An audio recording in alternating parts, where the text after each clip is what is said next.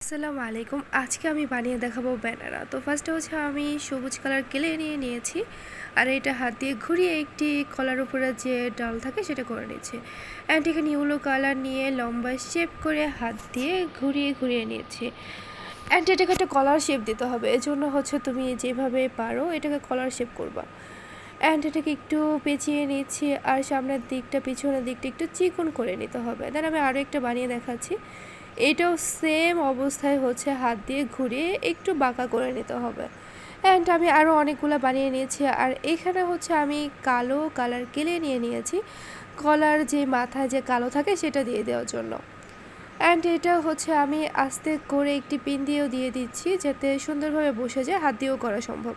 And আমি আরও অনেকগুলো বানিয়ে নিয়েছি। অ্যান্ড ওই ডালাটার সাথে সবগুলা কলা হচ্ছে বসিয়ে দিচ্ছি।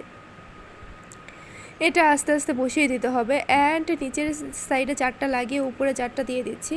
অ্যান্ড সাইড থেকে একটু কেটে নিচ্ছি, দেখতে অনেক বড় লাগছে তাই। অ্যান্ড উল্টিয়ে নিলেই কিন্তু দেখো সুন্দর একটি শেপে চলে আসছে।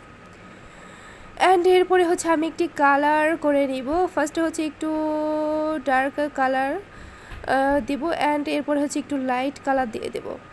এরপরে হচ্ছে আমি যে ছিলা কলা বলে সেটা বানাচ্ছি।